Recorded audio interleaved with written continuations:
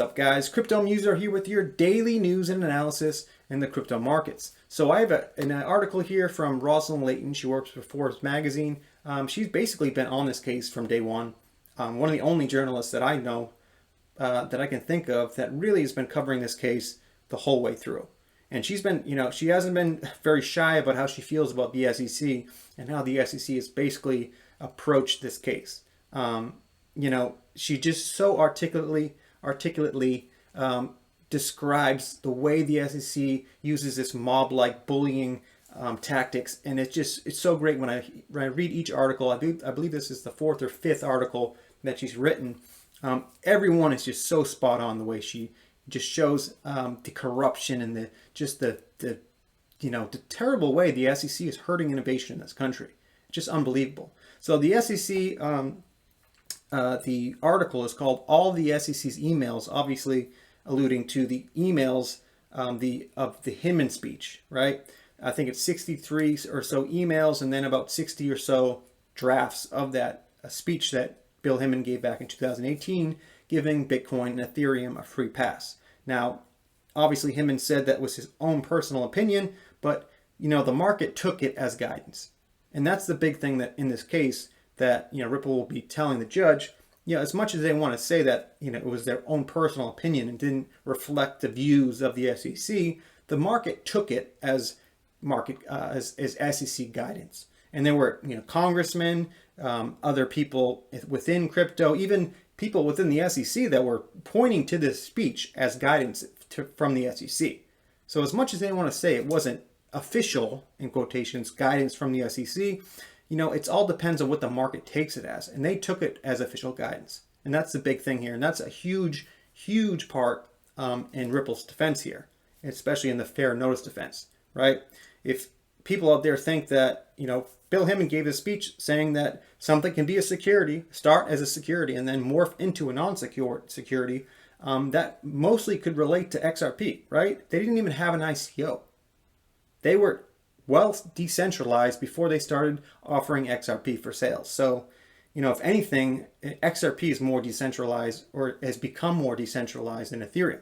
So this is what, is just so confusing about this case that the SEC is trying to bring against Ripple and XRP. It just makes no sense. They know they can't win in this case, and they just keep using these delays because I believe it's been over a year now. I believe it was last April that Judge Netburn had ordered at the SEC to hand over those emails of the Hinman speech. So we're almost a year and a month, basically, since the first time the judge ordered them to hand over these documents. So it just shows you the amount of delays that the SEC has tried to, they've been trying to delay these, handing over these documents for over a year now. That's got to, give you some idea of how much protection they're trying to get from these emails. They know something is so damning in these emails that they're desperately trying to stop Ripple and the public from seeing them. And I've said, many times on this channel and on Twitter that I don't believe we'll ever see these documents.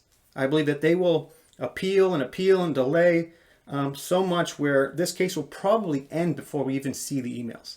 And that's something that it's just so crazy that they can even do that. I mean, and Rosalind Layton in this article notes that there's something definitely in these emails, and honestly, even she thinks that we probably won't see these emails. So anyway, before I get into the article and the video today, if you guys could please like, subscribe, and leave a comment down below, it would be very much appreciated.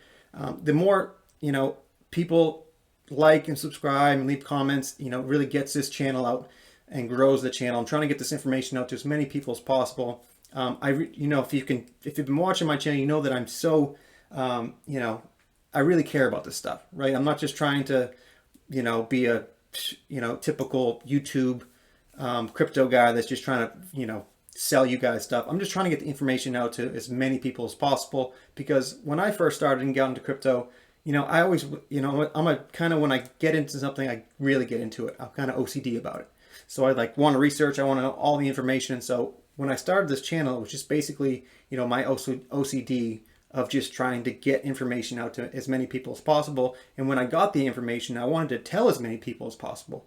And, and anybody that's been involved with crypto knows, not everybody's into this stuff, and most people think you're crazy when you try to, talk about XRP and Bitcoin, Ethereum, and ETHgate and all this stuff. People are like, "What are you talking about, dude? Get a life." And it's like, they don't know. They obviously they don't understand. So like, I figured by starting this channel, I could get to more like-minded people and get this information out to more and more people. So guys, just by liking, subscribing, and leaving a comment really goes a long way. It really gets the algorithm going to grow this channel. And I appreciate all the support I've gotten so far. But I'll get into it. The first thing I want to talk about is this article for sure. But John Deaton actually replied when this article came out. He said, "The sign of a great journalist is that every time you read her new article, you think it's the best one yet." And I believe that's so true. Every article that she's written, I believe this is the 5th or 6th article she's written on the lawsuit. She just kills it. She knocks it out of the park every time. I mean, I'm going to read most of the article just to give you guys an idea of how good of a journalist she is and how good of a writer she is, to really, prove that she is one of the best. I believe that to have her on her side in this has been one of the greatest things. And I hope more people are reading this article, not just people within the XRP community, but people, all obviously within crypto and even not in crypto, because this is a huge, it's funny that it's not funny. I mean, it's probably pretty obvious why most media outlets aren't covering this case, is because the SEC is protecting the big powers, the big banks, the corporations. So, who owns CNN, CNBC? Obviously those big banks and those big powers. So it's not very surprising to see that they're not all covering this case. Like, if you think about it, CNN, right? What's her name? Julia Chatterley, I believe her name is. She was, having interviews with Brad Garlinghouse. She was covering XRP. And as soon as the case came down, crickets. I haven't heard a word from her. So, I mean, she was well-educated and well-versed in the XRP ledger and everything going on with crypto. And all of a sudden, she's been silent since this lawsuit came down. So I thought that was very interesting, right? You got to know that these, there's, about 5 or 6 major companies that own everything, that own all the media outlets, that really control the information getting out there. So I'm not very surprised that only a certain amount of media outlets are actually covering this story, which is arguably one of the biggest, securities lawsuits in our generation, right? Like, it's amazing that you don't see more and more coverage of this story, of this lawsuit. It's unbelievable. But anyway, I digress. So let's get into this article. By the way, it's called the SEC. What is it called? The SEC's emails. All the SEC's emails. So it starts out. The Securities and Exchange Commission have lorded the sword of Damocles over fintech for years. It has used the blunt force of regulation by enforcement to make de facto rules against innovative companies rather than following the notice and comment steps required by the 1948 Administrative Procedure Act. Its lawsuits against Kick Interactive, Telegram, and most famously, Ripple shows the sledgehammer wielded for quick settlements that avoid judicial tests. But dozens of emails, if compelled by the court, could bring the agency's reckoning. The SEC took it too far with Ripple, accusing the enterprise blockchain company of failing to register the digital asset XRP as a security since 2013, even though it's duly operated as a bona fide bridge currency. Exchanges immediately dropped trading of Ripple currency XRP, and investors lost billions of dollars in value. The SEC flippant decision stoked a class action firestorm from the ferocious, decentralized XRP community. Shout out to the XRP community. We just got a shout out from Rosalind there. That was a great way to describe us too, right? Ferocious, decentralized XRP community. That's exactly what we are. To justify its actions in court, the SEC has leaned heavily on the so-called Howey test that an asset is a security if it's valued and is derived by the actions of a third party. Fintech policy scholars debate whether the Supreme Court case about shares in Florida orange groves in the 1940s is applicable to blockchains and cryptocurrency, which is it's like back in the 1940s when they're talking about Florida orange groves, you think they had crypto and blockchain in mind? Obviously not. There obviously needs to be a new test here. We can't be. It's like it makes no sense that we're going off of a rule that was. Sorry. We're going off a rule that was first brought up back in the 1940s. Like, let's get with the times, guys. It's 2022. Anyway, Ripple has attacked the SEC's thin reasoning and challenged the due process of retroactive illegality and a climate of regulatory confusion that the agency itself created. Central to the Ripple's defense is a 2018 speech delivered by the SEC Director of Corporation Finance, William Hinman, in which he declared that Ether, the native currency of Ethereum issued in a high-profile initial coin offering in 2014, was no longer a security as it became sufficiently decentralized over time. Despite boilerplate disclaimers that the speech was his personal opinion and not necessarily that of the Commission, the market interpreted the speech as a regulatory guidance. Even Hinman, and then the SEC Chair Jay Clayton, said publicly that the speech reflected the SEC's view. I mean, that's a main thing right there, too. You know, after the speech came out, we saw time and time again that people were referring it to as SEC guidance. And, you know, Jay Clayton and Bill Hinman didn't, correct anybody when they said that. And you have videos of Jay Clayton pointing people, because it was, the funny thing is, this speech was on the SEC's lawsuit, on the SEC's website, and it still is on the SEC's website. It's unbelievable. And they point to this speech as guidance from the SEC, but then, later on in court and in other ways, they say, oh, actually, it's not the SEC's viewpoint. It's just the viewpoint of personal opinion of Bill Hinman. It's unbelievable that they can have it both ways. Ripple, the Ripple and the exchange Coinbase and others sought clear guidance from the SEC to no avail. The best conclusion that the SEC gave, the best conclusion was that the SEC gave Ether a free pass, and that the same logic, if applied to XRP, would make it a currency. Ripple never had an ICO, and its network was fully built and decentralized before a single token sale took place. Another huge thing to note. Ether had an ICO back in 2014. Ripple did not have an ICO. Ether was not totally built out before they started offering Ether, right? XRP was totally built out, fully built, and fully worked and used and decentralized before they started offering XRP to the public. I mean, if Ethereum is not a security, there's no way XRP is a security. It's just, that's the bottom line. And to the fair notice defense from Ripple, I mean, if you're going to come out and say Ethereum is not a security, then how is Ripple not going to take that as XRP is not a security? I mean, it's just common sense, right? So wisely, Ripple demanded that the SEC provide some 70 emails circulated within the agency about the infamous speech. The SEC has fought a long, desperate battle to keep the emails confidential as part of its obfuscation of discovery, and even issued an 11th hour expert report on the last day of discovery. For this, the court slapped down the SEC, ordering that it pay the defendant's expenses and the cost of redeposing the expert witness.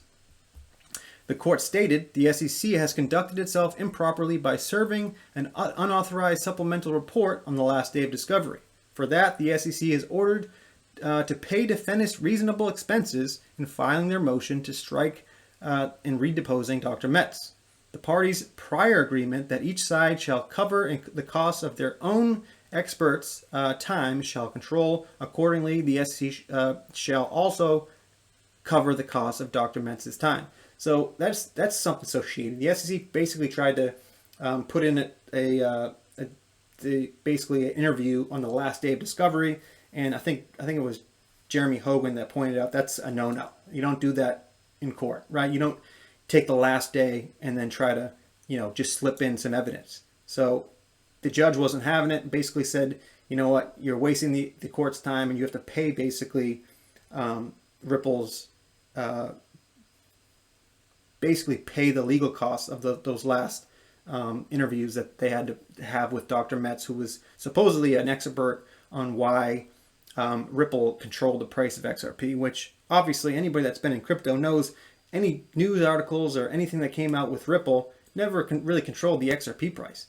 If anything, I've said before, the SEC has controlled the XRP price even more than Ripple, because when they came down with the lawsuit, obviously we lost about $15 billion worth of market cap. So if anything, the SEC has more control over the price of XRP than Ripple ever even, would even have, right?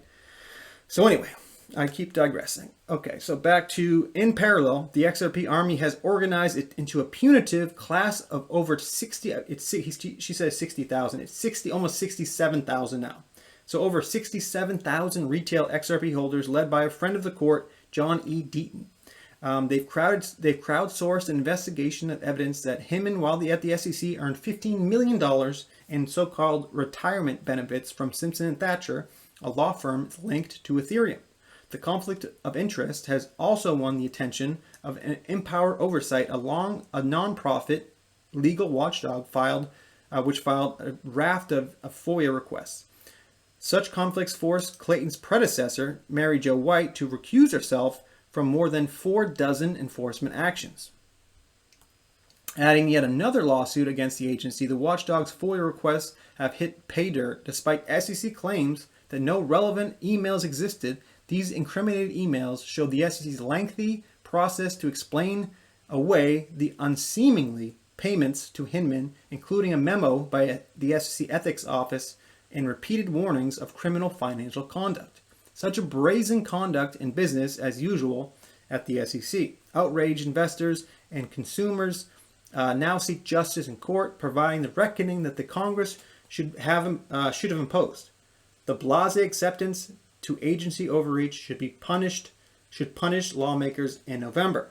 Now, hopefully, after all this evidence we've gotten, I think we know now, anybody that's been following politics knows that the Republicans are probably going to take over the House and Senate after the midterms at the end of the year. I'm hoping, and I think that we might see this, is that we might see the SEC chair, Gary Gensler, being brought in front of Congress and to ask some serious questions about how he's been, regulating by enforcement with not just crypto, with other, financial instruments. So I believe that, and even John Deaton has mentioned that he believes that this will cause Gary Gensler to retire, or not retire, but just to resign from the SEC, because there'll be so much pressure on him when the Republicans take over the House and Senate. And we've also heard from Senator Warren Davidson that he would like to have a hearing about this whole nonsense with ETHgate, right? With Bill Hinman and Jay Clayton. So it's going to be very interesting. Obviously this court, they say the case might get into next year. That's obviously without a settlement, but it will be good to see Gary Gensler. I wouldn't mind seeing Gary Gensler being brought in front of the Congress and questioned over all these, conflicts of interest within the SEC. So just thought that was a great article. I just wanted to read to you guys because, Rosalind Layton really knocks it out of the park every time. And I really, if you guys don't follow her on Twitter or I implore you guys to read her other articles that she's written over the last, 6 or 7 months. Just always great. Has a great understanding of what's going on with the SEC. If you hear this buzzing noise in the background, that's my computer. The fan loves to just come on during my videos. So, if you're listening with headphones on, I'm very sorry if you're getting this, it sounds like a friggin' airplane is taking off. Sorry, it just keeps happening. Anyway, I need a new laptop, obviously. So James Filan came out with this, another great follow, another great attorney within the XRP community. He put out this quick tweet. He said, below is the Mark Cuban and Elon Musk amicus brief challenging the SEC's enforcement of gag orders against defendants who settle with the SEC. This is worth reading if you want to understand how the SEC operates. Now, I don't think I might have mentioned this in another video, but the way the SEC works, right, is if they win a case, they put it all up on the, you hear all about it, how the SEC won this case, and that they're protecting investors, and they're the soldiers out there protecting investors in the U.S. And then when they lose the case, they basically give gag orders to the people, so the SEC no one ever finds out that the SEC, if they did any wrongdoing or if they basically butchered a case, they put gag orders on these companies so no one hears about it. And that is just the most disgusting thing I've ever heard. So you heard from Mark Cuban and obviously you've heard from Elon Musk recently how, he has no respect for the SEC, and the way the SEC treated him was unbelievable. But then we saw this from Mark Cuban, because I believe it was a couple of years ago that the SEC went after Mark Cuban. And so he tweeted out, the SEC enforcement wants to use cases they win as precedent, but cases they lose, they want them silenced. This changes precedent and prevents investors from learning from them. Why, Gary Gensler? I thought you were bringing fairness and justice to the SEC. You can change this if you want. I mean, I think we all thought Gary Gensler was not what he is, what we know he is now today, right? When obviously Jay Clayton, I mean, we've all liked to have Jay Clayton back at this point with Gary Gensler, but I think when Jay Clayton left and we had this new administration coming in, we saw that, you know, Gary Gensler had been teaching classes at MIT about crypto, and he understood the technology, and it seemed like, you know, he was going to be benefiting, we'd be benefiting from him at the helm of the SEC. But boy, were we friggin' wrong. I mean, it couldn't have been further from the truth. I mean, it's unbelievable what Gary Gensler has been doing at the SEC. And it's like when he speaks and when he does things, you can just see like the cloud of the big banks and the corporations behind him. It's like nothing he does is because he wants to do them. He's totally controlled by the powers that be, right? He's totally controlled by the banks. I mean, they don't call him Goldman Gary for no reason, right? So it's really unbelievable that it's nothing new that the SEC, when I saw this story, it was like, yeah, obviously. I mean, this is the most corrupt and malicious agency I've ever dealt with. And it's funny because before I got into this, before this lawsuit came down, I really had some respect for the SEC. I thought they had, some sort of, maturity or morality, but obviously not. I mean, now it's so blatantly obvious that this is the most corrupt and nefarious agency I've ever seen. I mean, I know politics and government can get bad, and this revolving door of public to private, it's like, yeah, there's definitely corruption going on, but I mean, it runs deep within the SEC. It's deeper than I ever even thought, right?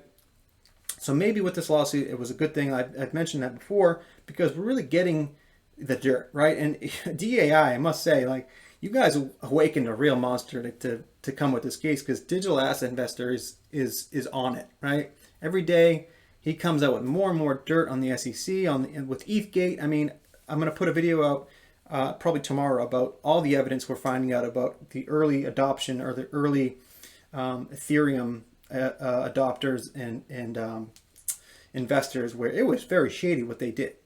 I mean, basically I'm not going to get into it, but it was shady as hell, man, with Novogratz and Vitalik Buterin. Everything they did was just not, I mean, there's a reason why they didn't start in the US, because they knew they were going to get sued. So there's a reason why they, founded the company elsewhere, not in the US. And that's the funny thing about it, is even if the SEC tried to go after Ethereum, it would be tough because of jurisdiction issues. Because, Ethereum wasn't, they started out everything, I believe it was in Switzerland where they started everything out. So it's a tougher case for sure to go after Ethereum, but you better believe there's some dirt out there with Ethereum. I mean, the funny thing, I saw a tweet earlier today that, 30 months of investigation into Ripple and not one fraud allegation, right? They didn't find one instance of fraud. So obviously, I mean, the way that the SEC is going after Ripple, it's for no reason. Like, no investors were getting hurt. It's funny that they're coming after a company that didn't do anything nefarious. Yeah, they sold XRP that they owned. I mean, they're a private company. They have every right to do that. But were they, defrauding anybody? Were they hurting investors? No, they were not. And they have no evidence of this. All they're trying to say is that XRP was a security. And they can't even prove that. And they're delaying it every instance in this case. And they're the ones that started the case. I mean, it's mind-boggling sometimes when you think about it. Okay, moving on. Okay, so Anderson L. tweeted this out. This might be a long one, guys, so bear with me. So Anderson L., you're on a dangerous road for society when people stop innovating because of fear of punishment from the government, and especially when the rules are very unclear. This is the environment the SEC has created for the crypto in America, and why innovation goes overseas. I mean, it's pretty amazing that, that the SEC is allowed to do this. it's pretty amazing that Congress hasn't stepped in, or the CFTC, or anybody hasn't stepped in and said, dude, knock it off, the SEC. You're really killing innovation in this country. And it just goes to show that who has the power in this government? It's the banks. I mean, it's just so, I mean, I've said it time and time again. We want to call the U.S. a democracy or a republic, but it really is an oligarchy. It is controlled by the powers at be. It is controlled by big banks and big corporations and big institutions. And that's the bottom line. Do you think that they want crypto to take charge, to take over in this world of finance? Obviously not. They know it's going to happen, but they are desperately trying to slow it down. And the messed up thing is that other countries are getting with the program, and the U.S. is like, no, we don't want it to happen. We don't want it to happen, but it's going to happen. So unless you guys want to get left behind, you better get on this, man. And Congress better step in and do something. I mean, like I said earlier in the video, when the Republicans take over the House and Senate, I mean, you better see some, hearings about all this, what the SEC has been doing, because, and all this crap about, coming after DeFi and saying that we're trying to protect you from getting 8 to 10% on your crypto. It's like, dude, what? You're trying to protect us from earning interest on our crypto? It's unbelievable. Now you have to be a accredited investor. So only you have to be rich. First of all, we're trying to protect you from earning interest as a small investor. But also, if you want to get that interest, you got to be rich. It's like, who are you protecting? This is unbelievable. Like, the accredited investor rules are just the most. Those are the craziest things that I've ever seen. Unbelievable. So I'm telling you, the U.S. better get with it, or we're getting left behind.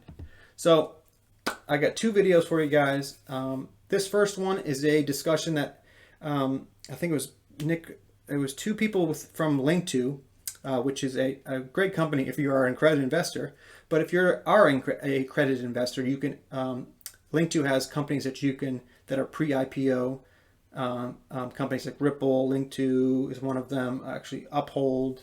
There's a couple of I think there's 6 or 7 companies that you can invest in that are pre-IPO companies that you can invest in if you are an accredited investor. Which Link2 has mentioned, like, we wish we could offer these products to more and more people, but those are just the laws that we have, that they blame the SEC, right? So anyway, this discussion was great because they broke down a couple tidbits about the lawsuit and how XRP will still, by the end of this, Ripple is still going to be one of the biggest companies, no matter what, even with this huge lawsuit. I look at the valuation of Coinbase, which is the only digital asset company in the public market today, although there should be a couple more coming later this year. But and I compare that to Ripple, and that's the other thing that I find persuasive, right? Ripple is so its valuation has been so repressed. I mean, people forget that at the time that Ripple achieved their $10 billion valuation on that Series C. Yep. That Coinbase had just completed a round that valued them at $8 billion. Wow. Less, meaning they were valued less in the private market than Ripple was. Today, even at the reduced prices, right, in the bear market that we're in, Coinbase is like a $34-35 billion company. Oh, absolutely. And Ripple has hardly moved. Listen. If anything, being sued by the SEC is usually an indicator of future value. I mean, they've battled Amazon, they've battled Google, Tesla, Microsoft, obviously, yeah. Tesla, Microsoft, Apple, all of them. I agree. Yeah. It's almost like a badge of honor.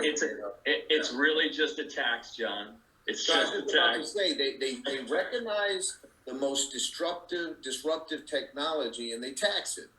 You're going to come in and pay your tax before you're going to be blessed, to move on. But the other thing to look at. Yeah, that's funny. That I've mentioned that in past videos. It's like when the SEC does come after you, it is it's like, okay, we know you're going to be a huge company and you're going to make billions of dollars, but we want our piece. It's this mob mentality that's what the SEC is. The SEC is the mob of the banks.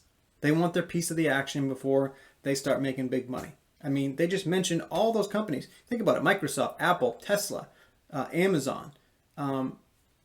Like, you see like why they're coming after Ripple. I mean, it really is a badge of honor to all those companies. He just named the biggest, those are probably the top 6 biggest companies in the world right now.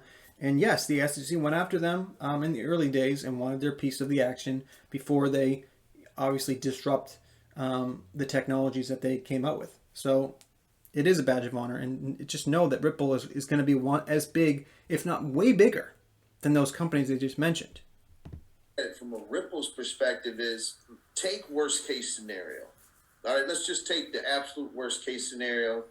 Judge says XRP is an investment contract with Ripple, and she doesn't distinguish between, secondary market. We just have that testimony.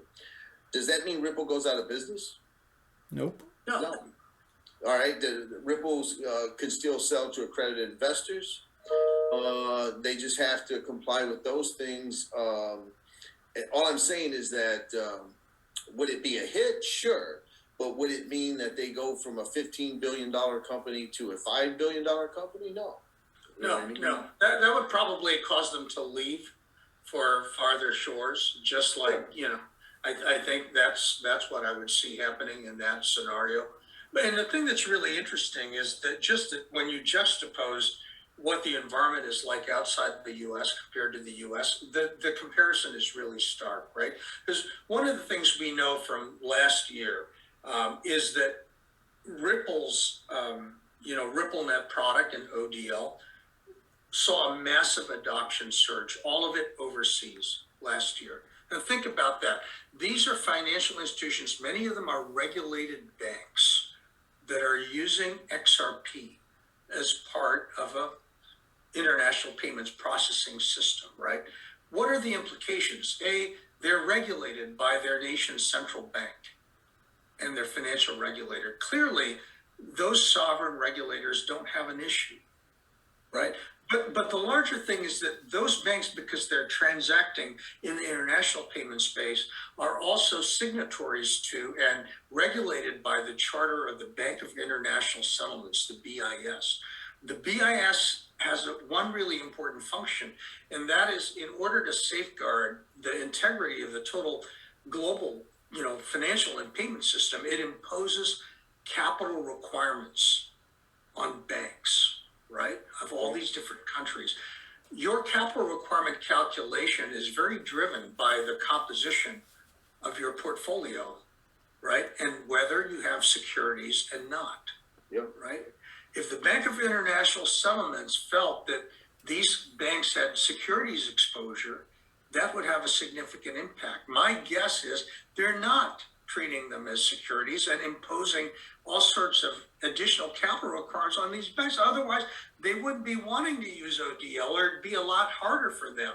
And that hasn't been the case, right? So now, not only do we have sovereign regulators, we have the BIS itself that's, tacitly saying it's not a security. You can use it for your ODL and your RippleNet.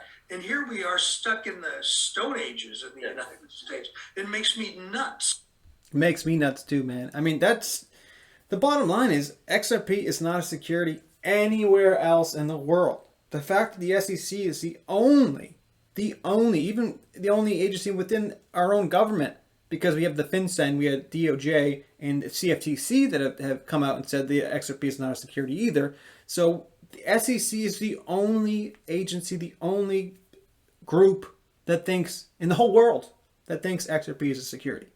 I mean, are we living in the Stone Age or what? Like, get with the program, SEC. When is someone going to kick these guys out of this nonsense, right? Oh, fucking Christ, right? So the last thing I want to show you guys, by the way, that was a great interview. But the last thing I want to show you guys is this is a interview that Brad Garlinghouse was giving out. I believe this is back in 2020. Oh, this wasn't just only 2021. So this was only last year.